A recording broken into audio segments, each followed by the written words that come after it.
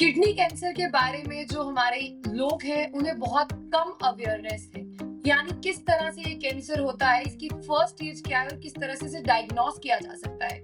हमारे साथ इन सब टॉपिक्स पर बात करने के लिए डॉक्टर दीपक भारती हैं, जो मेडिकल ऑन्कोलॉजिस्ट हैं, यानी आसान भाषा में कहें कैंसर स्पेशलिस्ट हैं, जो इस पर बातचीत करेंगे Shri Mata Vaishno Devi Narayan super speciality hospital से। तो डॉक्टर साहब, आपका बहुत बहुत स्वागत है इस शो में। शुक्रिया, धन्यवाद। सबसे पहले आसान भाषा में इस टर्म को डिफाइन करिए कि किडनी कैंसर क्या होता है, क्योंकि कैंसर तो बहुत तरह के हैं, जिस तरह से अलग अलग टाइप्स हैं, लेकिन खास करके अगर हम किडनी कैंसर की बात करें तो वो क्या है। तो जैसे कि आपने बताया किडनी कैंसर, हम सबको पता है कि हमारी 2 किडनीज रहती हैं। किसी भी एक किडनी का कैंसर अगर हो जाए तो किडनी कैंसर कहते हैं, पर कई बार 5% लोगों में दोनों किडनी का कैंसर भी पाया जाता है एक साथ।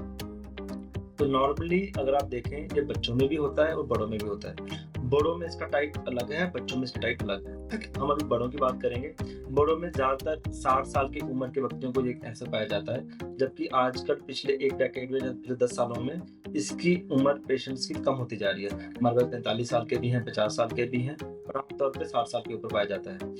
इसके बाद जिन पेशेंट्स को किडनी पे काफी देर तक स्टोन रहा हो, वो एक फैक्टर रहता है। लॉन्ग स्टैंडिंग बीपी की प्रॉब्लम रही, उनमें रहता है। उन सब चीजों के साथ पेशेंट को कई बार हल्का फुल्का यूरिन के साथ ब्लड नजर आता है। यही एक कॉमन सिम्टम रहता है जिसमें पता चलता है पेशेंट किडनी कैंसर हो सकता है। मैं आपको बताऊं, 2 पॉइंट्स हैं। कभी भी अगर आपको यूरिन में ब्लड नजर आए तो आपको हमेशा जाके अपना अल्ट्रासाउंड करवाना है, या फिर आपको अपनी कमर के ऊपर भारीपन नजर आए तो आप अल्ट्रासाउंड करवाना है। ये 2 इसके लक्षण रहते हैं। 60 साल की उम्र के व्यक्ति के पीछे बैकग्राउंड में अगर किसी को बीपी हो या काफी देर से स्टोन की प्रॉब्लम रह रही हो, ये सब फैक्टर जाते हैं जिससे किडनी कैंसर बढ़ने की रफ्तार बढ़ जाती है। अगर हम खास करके मेल और फीमेल्स की बात करें, ऑफ कोर्स ये बीमारी है वो दोनों में पाई जाएगी, लेकिन फीमेल्स के क्या सिम्टम रहते हैं और मेल्स के क्या, ये अलग अलग सिम्टम्स हैं या एक जैसे सिम्टम्स हैं? ऐसा मेल और फीमेल में डिफरेंस कुछ नहीं है। आल्दो अगर आप हमें बताएं, इसकी ज्यादातर मेल में थोड़ा ज्यादा है। अगर 2 मेल है तो 1 फीमेल की रेशो रहेगी इंडिया में, बट सिम्टम एब्सोल्युटली सेम है दोनों प्रोपोर्शंस में। ओके, अगर हम इसके इलाज की बात करते हैं तो इसका इलाज किस तरह से पॉसिबल है? ओके, तो किडनी कैंसर जब भी हमारा पेशेंट आता है हमारे पास, हमें सबसे पहले पेशेंट को कंफर्म करना होता है कि ये कैंसर है या नहीं है। तो उसके लिए पेशेंट की बायोप्सी की जांच की जाती है, और उसमें कैंसर आता है तो फिर पेशेंट को स्टेज की जाती है। सबको पता है कैंसर की स्टेजेस जाती है 1 2 3 4। तो अगर पेशेंट की स्टेज 3 तक रहता है, एक स्कैन में सीटी स्कैन, पेट स्कैन कुछ भी करवाने, तो पेशेंट की सर्जरी की जाती है। और अगर पेशेंट की एडवांस स्टेज यानी स्टेज 4 हो तो इसका इलाज टेबलेट से किया जाता है या इम्यूनोथेरेपी। यही एक कैंसर है पूरे शरीर में, और एक लीवर कैंसर है जिसपे कीमोथेरेपी नहीं दी जाती है।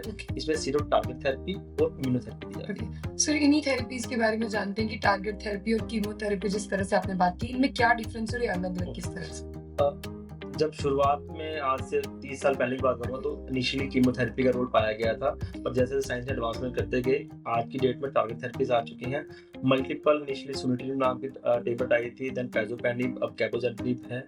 इसी के साथ साथ आपकी लैंटिनिब नाम की टेबलेट है, और इंजेक्शन इसी के सेम इंजेक्शन फॉर्म में, जैसे आप पैरासिटामोल का टेबलेट है और पैरासिटामोल का इंजेक्शन भी है, वैसे इनका इंजेक्शन में वैसेजोम नाम का इंजेक्शन है, और प्लस इम्यूनोथेरेपी। और आज की डेट में आप बोले, जो रिसेंट ट्रायल्स हैं मुझे बताते हैं कि इम्यूनोथेरेपी प्लस टारगेट थेरेपी का कॉम्बिनेशन देना चाहिए जब भी कोई पेशेंट आपके पास स्टेज 4 का आपके पास है। अदरवाइज आपको स्टेज 3 आपको सर्जरी करवानी है पेशेंट को। और इन थेरेपी की खास बात ऐसी है कि पेशेंट को घर बैठ के simply tablet, just like BP की मेडिसिन, शुगर की मेडिसिन, घर बैठ टेबल ले ली, घर बैठ के पेशेंट ने मंथली डॉक्टर को फॉलो करवा लिया। कुछ हल्के फुल्के साइड इफेक्ट्स रहते हैं हर मेडिसिन के, डॉक्टर आपको उसके बचाव और तरीके किस्म के बताएंगे, वो आप डॉक्टर पहले ही बता दिए होंगे। और इस तरह से पेशेंट का सर्वाइवल भी काफी लंबा रहता है। ओके, मुझे आपसे बात करते करते ही मेरे जहन में आया कि आप कौन सी स्टेज को सबसे खतरनाक स्टेज मानते हैं किडनी कैंसर की? ओके, तो कहने में बात ऐसे है कि हर एक स्टेज की जैसे स्टेज एडवांस होती है, 1 से ज्यादा खतरा 2 में रहता है, 2 से 3 में रहता है, 3 से 4 में रहता है। सिंपल है, बट बात ऐसी है कि आज की डेट में स्टेज 4 का इलाज भी इस तरह से किया जाए है कि पेशेंट को हम 3 साल, 4 साल, 5 साल, इवन कि हमने क्योर भी कर दिया है। आज साइंस ये कहता है कि स्टेज 4 में क्या होता है कि आपका किडनी में कैंसर है और शरीर के किसी और अंग में कैंसर है, एक फेफड़े में है या ब्रेन में है या फिर लीवर में है। बट हम किस तरह से ट्रीटमेंट करते हैं कि पेशेंट को हम दोनों तरह को ट्रीट करते हैं और पेशेंट को फुल क्योर करते हैं। ये तो परसेंटेज कम है, बट फिर भी 20 से 25 पेशेंट ऐसे रहते हैं जो स्टेज 4 के भी ठीक हो जाते हैं, फुल क्योर हो जाते हैं। बट जो बाकी पेशेंट्स हैं वो सर्जरी से क्योर हो जाते हैं। इनकी परसेंटेज जैसे स्टेज 1 है तो उसमें 90% चांस है पेशेंट क्योर हो जाएगा। स्टेज 2 में आपका ये रेशियो 75 हो जाती है, स्टेज 3 में ये रेशियो 50 हो जाती है ओके और स्टेज 4 में ये आपकी 15 से 20% हो जाती ओके अगला सवाल अगर हम करते हैं तो आप बताइए क्या ये ट्रीटमेंट जो है वो पॉकेट फ्रेंडली है या किस तरह से? है। जैसे कि मैंने बताया कि किडनी कैंसर में कीमोथेरेपी कोई रोल नहीं है, ओके टारगेट थेरेपीज है। इनिशियली ये जो टेबलेट्स मार्केट में आई थी ऑब्वियसली सिंगल कंपनी रहती है तो उसकी प्राइस ज़्यादा रहते हैं, बट आज के दिन में जो स्टैंडर्ड ऑफ केयर मेडिसिन हैं इसकी अगर आप आसान भाषा में बताऊंगा आपको मैं 5 से 8,000 पर मंथ इसका खर्चा है। खर्चा ओनली 5 8 डिपेंड करता है कि स्टेजेस पे नो नो नॉट स्टेजेस पे 3 तरह के ड्रग्स हैं, कौन सा आप यूज करते हैं आप? ओके तो 5,000 वाला भी है, 6,000 वाला है, 8,000 वाला भी है और plus immunotherapy it is little bit costly, but ऐसा नहीं है कि इम्यूनोथेरेपी ही उसका एक डोर है, थेरेपी इलाज किया जा सकता है। अगर आप इम्यूनोथेरेपी ऐड करते हैं तो रिस्पांस रेट्स और सर्वाइवल थोड़ा बढ़ जाता है। आपके अपने इस प्रोफेशन में क्या आपने कभी किडनी कैंसर को सबसे कम स्टेज में कब पाया? मतलब आपने देखा होगा कोई पेशेंट आया आपको लगा होगा इस स्टेज में नहीं हो सकता। ओके, तो किडनी कैंसर ऐसा कह रहता है कि बाकी कैंसरों में से कम स्टेज में यूट्रस कैंसर और किडनी कैंसर कम स्टेज में पाए जाते हैं, ठीक है। काफी पेशेंट ऐसे रहते हैं हमारे पास जो आते ही स्टेज 1 स्टेज 2 में है, ठीक है। अब जैसे अगर मैं लंग कैंसर की बात करूं तो वहां पर 70% स्टेज 4 में आते हैं, सीधे 70% स्टेज 1 में आते हैं, ठीक है। सिर्फ 20 से 30% होंगे जो स्टेज 4 में आते हैं, बाकी रेस्ट अर्ली स्टेज में आते हैं।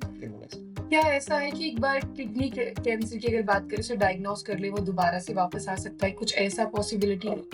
देखिए जैसे मैंने आपको बताया है कि स्टेज 1 में 90% है, मैंने 100% नहीं बताया। नहीं 90 वो जो 10% पेशेंट्स हैं वो वही हैं जिनकी बीमारी वापस आ चुकी है। रिसेंटली अभी लास्ट मंथ ही मेरे पेशेंट एक ऐड हुआ है जिसकी सर्जरी एमएच हॉस्पिटल में हुई थी आज 2005 में, तो अभी उसकी बीमारी वापस आई है ब्रेन में, जो कि हमें टेस्ट करवाया तो पता लगा किडनी का कैंसर था जो उस टाइम जो ब्रेन में गया after 20 years, it is there, ठीक है। बट कहीं को 2 साल, कहीं को 3 साल, कहीं को 5 साल, हर एक को तो नहीं आता है, but with some unlucky ones जिनको आ जाएगा। ओके उसी पेशेंट के बारे में बात करते हैं तो उनके सर्वाइवल के कितने चांसेस हैं कि वो आगे इतने ईयर? अब सर्वाइवल उसके ऊपर डिपेंड करता है कि पेशेंट की बीमारी कहाँ पर आई है, ठीक है। हर एक गांठ गिल्टी में आई है, ब्रेन में आई है, लीवर में आई है, लंग में आई है। इन सब चीजों पर आप देखो आपको पता है ब्रेन इज लिटिल डेंजरस, ठीक है। तो साइड मैटर करता है, साइड कहाँ पर आई है, उस पर मैटर करता है कि पेशेंट किस एज में आई है। तो किसी को 60 साल की उम्र में, किसी को 90 साल की उम्र में आई है, तो अपने आप ट्रीटमेंट पार्ट पीछे रहता है। उन सब चीजों का रहेगा कि आपका ट्रीटमेंट ऑप्शंस क्या है, पेशेंट ले पाता नहीं ले पाता है।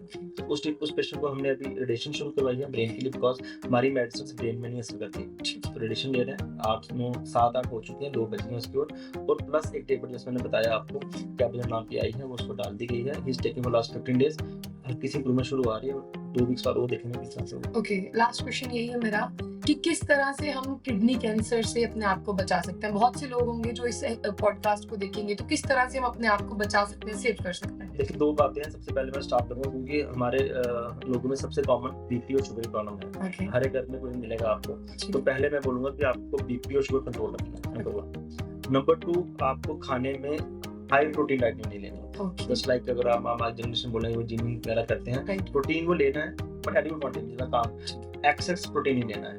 नंबर 3 अगर किसी को स्टोन्स हैं किडनी में तो वक्त रहते उसको निकलवा लें, तो रखें मत काफी सालों तक, क्योंकि वो स्टोन करके आपको खुद कैंसर में कन्वर्शन कर सकते हैं।